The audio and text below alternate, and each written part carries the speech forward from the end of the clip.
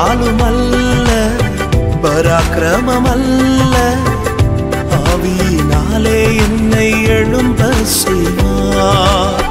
பலத்தாலுமல்ல பராக்கிரமமல்ல ஆவியினாலே என்னை எழும்ப செய்வார்.